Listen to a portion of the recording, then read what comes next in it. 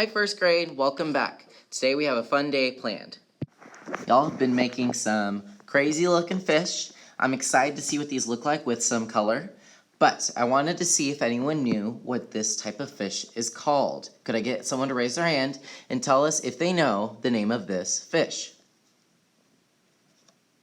I hope someone said anglerfish. The anglerfish lives in the deepest oceans all the way at the very bottom. And because it's so dark down there, they have a little light that is on the front of their head, just like a nose or something, except it's just a light. The reason, though, is not because they need to see, it's because they want to lure in smaller fish, and that's when they eat them. I grouped up with some of my first grade friends to bring you our second episode of Fish Facts. Hey Damon, what do fish eat? Fish can eat many things. Damon, I know that. Let's see what Joel has to say. What else can fish eat? Fish can eat shrimp. Can eat other fish. Hey Wesley, do all fish look colorful like Dory and Nemo? Or they can blend in. What was it, Wesley?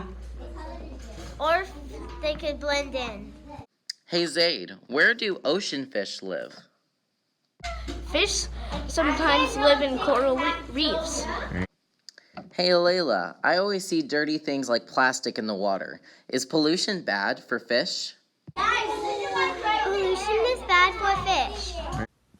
So today, guys, you should be receiving your fish back. If you were not here, you're going to go in the hallway and watch my iPad so I can give you instructions on how to do the glue. The glue should have dried. If you did a good job and did not make a goopy, gloppy mess with the glue, it should feel rather nice on your fingers. You should be able to feel the difference. Ooh la la, feels good. All right, so it's time to use the oil pastel. You're gonna be sharing your oil pastels with the people across from you and next to you. So please share, use kind words. Just focus on coloring the inside of the fish. Don't worry about the water, don't worry about the bubble, don't worry about the seaweed or the babies. Just worry about your fish, the scales. But I'm gonna show you some different techniques. On my last one, I did basically a rainbow fish. You are totally allowed to do a rainbow fish, but it's also up to you. Maybe you want your fish one color. So I'm gonna show you some of those techniques. What I want you to do today, though, is I want you to try out maybe putting different colors next to each other. So I have this little scale right here. Does everyone see that scale? Awesome. So I wonder what happens if I put this light orange, it's almost yellow kind of color, on one side, and then I put an orange right next to it. I don't know if you notice, but they start to blend together. You can even take your finger, go in circles, and that will blend it together. So you can blend these colors with your finger. These are called oil pastels. You can blend more than one color together. So maybe I have this yellow turning into orange, turning into red. That's an option for you.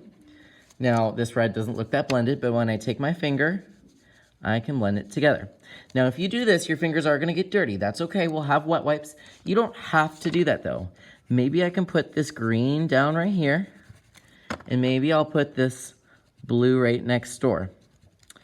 Right now, they're not very blended. You can kind of see the line in between those two colors.